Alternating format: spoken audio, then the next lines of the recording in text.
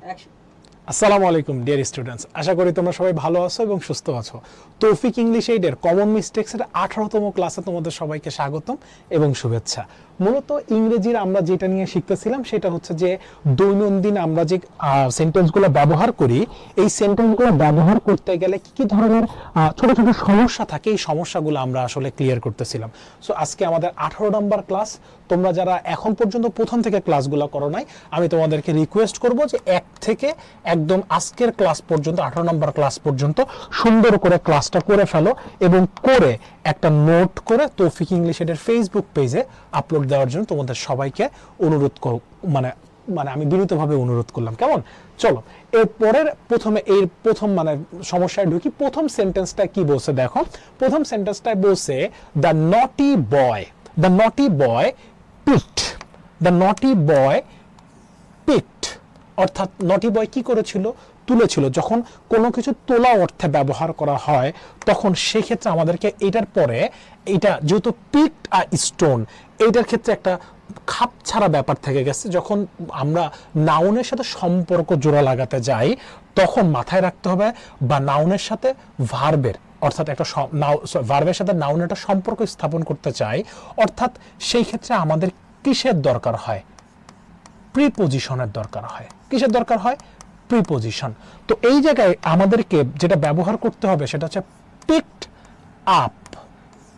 Up a stone. The naughty boy picked up a stone. Clear? অর্থাৎ পিকের পরে এই জায়গায় আমাদেরকে প্রিপোজিশন হিসেবে কি করতে হবে? আপ ব্যবহার করতে হবে। এরপরে দেখো ব্যাপারটা আছে যে will you please borrow me a book।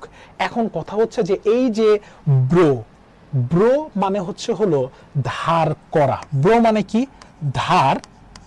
ধার করা। আর ল্যান্ড শব্দের অর্থ কি? ল্যান্ড শব্দের অর্থ হচ্ছে ধার দেওয়া। এখন তুমি যদি সেন্টেন্সের অর্থের দিকে তাকাও তাহলে তুমি বুঝতে পারবে যে উইল ইউ প্লিজ মানে তুমি কি দয়া করে মি ব্রো তুমি কি আমাকে একটি ধার করা বই দিবে, নাকি তুমি আমাকে একটা বই ধার দিবে? ঠিক আছে, এই জায়গাটাই আমাদের হচ্ছে হলো মিস্টেক। ব্রো মানে হচ্ছে ধার করা। যেহেতু আমি কারো কাছ থেকে কিছু নিব তাহলে সে আমাকে দিবে, সো দেওয়ার ক্ষেত্রে আমরা ব্যবহার করতে কি? ল্যান্ড। ঠিক আছে, আর ব্রো মানে হচ্ছে হলো ধার করা। আই ব্রো আ বুক। আমি একটা বই কি করছি? ধার করছি। কিন্তু কার কাছ থেকে যখন আমি ধার চাচ্ছি তখন সে আমাকে কি করতেছে? ধার দিতেছে। জাস্ট এমন একটা এক্সাম্পল আমি তোমাদেরকে আরো একটা এক্সাম্পল দেই। যেমন ধরো যে আমরা অনেক সময় দেখে থাকি যে আমি পরীক্ষা দিব। মাথায় রাখো যে আমি পরীক্ষা দিব। হ্যাঁ, আর নিচের সেন্টেন্সটা হয় হচ্ছে হলো আমি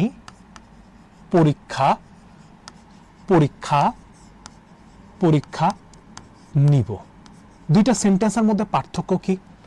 পার্থক্য আছে। এখন অনেকেই মনে করতে পারে যে এই জায়গায় আমি পরীক্ষা দিব হয়তোবা I will give the exam. আবার আমি পরীক্ষা নিব এই ক্ষেত্রে হইতে পারে যে I will take the exam. It's completely, যারা এমন মনে করতেছো যে এখানে গিভ মানে দেওয়া আর টেক মানে হচ্ছে নেওয়া, ইটস কমপ্লিটলি মিস্টেক। ঠিক আছে? কেন? কারণ পরীক্ষা দেওয়ার ক্ষেত্রে আমাদেরকে এই জায়গায় সবসময় মাথায় রাখতে হবে তুমি যে কোশ্চেন পেপারটা আছে এই কোশ্চেন পেপারটা কি তুমি গিভ করতেছো নাকি টেক করতেছো। অর্থাৎ আমি যে পরীক্ষা দিব এই ক্ষেত্রে তুমি এখানে কে? তুমি এখানে স্টুডেন্ট, রাইট? আর এইখানে যে আমি পরীক্ষা নিব এইখানে এই যে নেওয়ার ক্ষেত্রে ইনি কে? টিচার। সো ইনি হচ্ছে টিচার। সো যেহেতু আমি স্টুডেন্ট তার মানে আমি কোশ্চেন পেপারটা কি করি? টেক করি। তার মানে এখন আমি পরীক্ষা দিব, ইংলিশটা হচ্ছে I will take the exam. আর আমি যখন বলতেছি আমি পরীক্ষা নিব তখন সেই ক্ষেত্রে হয়ে যাচ্ছে যে I will give the exam. So এই দুইটা জিনিস একটু মাথায় রেখো যে এইটা কিন্তু অনেক সময় ইউনিভার্সিটি পরীক্ষায় আসছে। ঠিক আছে, যে আমি পরীক্ষা দিব। সো এই ক্ষেত্রে অনেকে বলে যে I will sit for an exam, এটাও correct. I will appear at the exam, এটাও correct. I will take the exam, but এই জায়গায় আমাদেরকে ভার্ব হিসেবে টেক ব্যবহার করতে হবে। আর যদি বলে আমি পরীক্ষা নিব, তাহলে সেই ক্ষেত্রে I will give the exam, এই জায়গায় আমাদেরকে কি ব্যবহার করতে হবে? গিভ ব্যবহার করতে হবে। চলো এর পরেরটা একটু লক্ষ্য করি। পরেরটা কি বলছে? যে জন রিফিউজড, যখন কোনো কিছু, রিফিউজ শব্দের অর্থ কি এটা মাথায় রাখতে হবে, refused versus deny. Deny, so refused versus deny. Refuse মানে যখন তুমি কোনো কিছু দিতে চাচ্ছ, সেই ক্ষেত্রে তুমি অস্বীকৃতি জানাচ্ছ, তখন সেই ক্ষেত্রে বলা হয়ে থাকে রিফিউজ। বাট যখন তুমি মৌখিক কোনো কিছু অস্বীকৃতি জানাচ্ছ, তখন সেই ক্ষেত্রে ব্যবহার করা হয়ে থাকে denied. So John refuse that he had done it, মৌখিকভাবে সে বলতেছে সেটা করে নাই, ঠিক আছে, হি হ্যাড ডান ইট, মৌখিকভাবে সে বলতেছে যে সেটা করে নাই। সো এখানে আমাদেরকে যে এই যে রিফিউজড কথাটা আছে, এই রিফিউজডের পরিবর্তে আমাদেরকে কি ব্যবহার করতে হবে? ডিনাইড। কে ডিনাই করতেছে? জন। জন ডিনাই করতেছে দ্যাট যে হি had done it. Clear? So refuse এবং ডিনাইয়ের মধ্যে এই পার্থক্যটুকু মাথায় রেখো। যদি কোনো কিছু নেওয়া বোঝায় তাহলে সেই ক্ষেত্রে রিফিউজ, আর যদি মৌখিক কোনো কিছু স্বীকৃতি জানায় সেই ক্ষেত্রে ডিনাই। এরপরেরটা দেখি, এডিসন। সো বলছে যে এডিসন কি করছে? Discovered the gramophone, right? So gramophone আগে ছিল না, গ্রামোফোন আগে ছিল না, এইটা নতুন করে উদ্ভাবন করা হয়েছে। এই উদ্ভাবনের ক্ষেত্রে আমাদের ডিসকভার্ড মানে হচ্ছে পৃথিবীর বুকে ছিল, জাস্ট খুঁজে বের করছে, তখন সেই ক্ষেত্রে আমরা কি ব্যবহার করে থাকি? ডিসকভার্ড। বাট যখন কোনো কিছু ছিল না, সেই ক্ষেত্রে আবার নতুন করে বের করা হয়েছে, তখন সেই ক্ষেত্রে আমাদেরকে ব্যবহার করতে হয় ইনভেন্টেড। ঠিক আছে? এডিসন ইনভেন্টেড দ্য কি বলছে? The gramophone, the gramophone. Clear? So যেটা ছিল পৃথিবীর বুকে জাস্ট খুঁজে বের করা হয়েছে, সেই ক্ষেত্রে ডিসকভার, আর যেটা ছিল না যখন খুঁজে বের করা হয়েছে, তখন সেই ক্ষেত্রে আমরা ব্যবহার করে থাকি সেটা ইনভেন্টেড। ক্লিয়ার? আচ্ছা, এর পরের সেন্টেন্সটা একটু লক্ষ্য করি। Are you interesting in your work? Are you interesting. So are you interesting না, যখন নিজে কিছু হওয়া বোঝাচ্ছে, যে আমি মানে আগ্রহী, এরকম আগ্রহী প্রকাশ করার ক্ষেত্রে আমাদেরকে ইন্টারেস্টিং এর পরিবর্তে আমাদেরকে ব্যবহার করতে হয়, আগ্রহী ক্ষেত্রে আমরা ব্যবহার করি আর ইউ ইন্টারেস্টেড। ইন্টারেস্টেড। আর যদি কোনো বস্তু জিনিসটা মজার হয়, যেমন দিস গেম ইজ ইন্টারেস্টিং, আমরা এরকম বলে থাকি যে দিস গেম ইজ। ব্যক্তি যখন আগ্রহী হয় তখন সেই ক্ষেত্রে আমরা ব্যবহার করে থাকি কি? ইন্টারেস্টেড। আর যদি বস্তুর ক্ষেত্রে ব্যবহার করে থাকি, তখন সেই ক্ষেত্রে আমাদেরকে ব্যবহার করতে হয় কি? ইন্টারেস্টিং। তাইলে ব্যক্তি হলে ইন্টারেস্টেড, বস্তু হলে ইন্টারেস্টিং, আইএনজি। দ্যাটস ইট, এতটুকুই। এরপরটা দেখো, we study the story of the romance. রোমান্সদের যে আছে সেটা হলো কি? ইতিহাস আছে, রাইট? সো ইতিহাস, রোমানদের কি আছে? ইতিহাস। সো ইতিহাস যেটা, সেই ক্ষেত্রে আমরা আগের ক্লাসে দেখছি স্টোরি এবং হিস্ট্রির মধ্যে পার্থক্য কি। সো এখন ওই স্টাডি দ্য স্টোরি, আমরা মূলত তাদের, স্টোরি মানে কি? একটা তোমার সত্য থাকতে পারে, সত্যের ভিতরে মিথ্যা থাকতে পারে, সত্য মিথ্যা মিশ্রণ হইতে পারে, আবার মিথ্যা হইতে পারে, বাট এটা তো ঐতিহাসিক ঘটনা। সো ঘটনার ক্ষেত্রে আমাদেরকে এখানে স্টোরির পরিবর্তে আমাদেরকে কি ব্যবহার করতে হবে? হিস্ট্রি।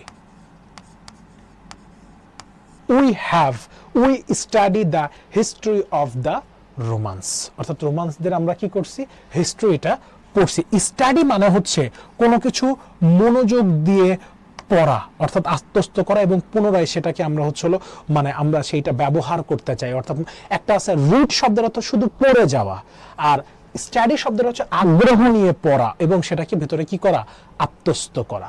সো এইটাই হচ্ছে স্টাডি ভার্সেস কি বলতে পারি? স্টাডি ভার্সেস কি? রিড, এর মধ্যে পার্থক্য। ক্লিয়ার? এর পরেরটা কি আছে একটু লক্ষ্য করি তাইলে। এর পরেরটা আছে you do not look as your brother. ঠিক আছে? এই জায়গাটা সবচেয়ে বড় ব্যাপার যে সে তার ভাইয়ের মতো দেখতে, এই দেখার ক্ষেত্রে you do not look like, এই লুকের পরে আমাদের একটা প্রিপজিশন ব্যবহার করতে হয়।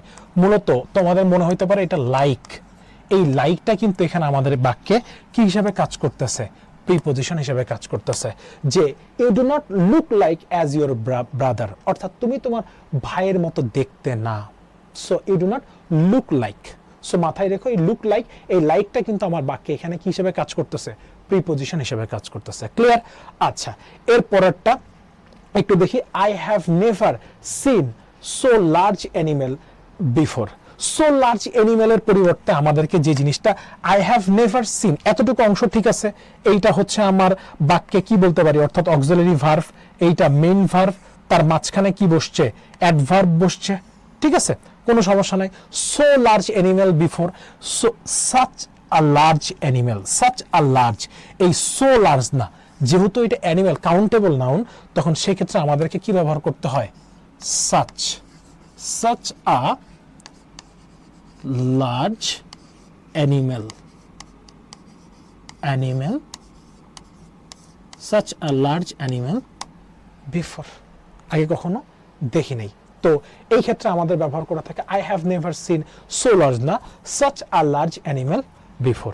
আমরা বলতে পারি যে the story is so large, মানে সো লার্জ, অনেক বড়, তাই তো?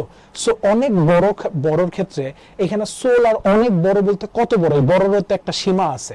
সো এই সাচ আ লার্জ মানে সত্যি একটা কি বড় সাইজের, একটা বড় সাইজের নির্দিষ্ট সীমা রেখা আছে। অ্যানিমেল অর্থাৎ এই ধরনের জন্তু আমি আগে কখনো দেখি নাই, বা প্রাণী আগে কখনো দেখি নাই। এরপরেরটা কি বলছে, এরপর আর কিছু বলে নাই। Thank you so much and see you in the next class. So এটাই ছিল আজকের ক্লাসের টপিক, এগুলোই ছিল আজকের ক্লাসের মানে ইরর সেন্টেন্সগুলো। দেখা হচ্ছে নতুন একটা ভিডিও নিয়ে, সেই ক্লাস দেখার মানে অনুরোধ রইল। আসসালামু আলাইকুম।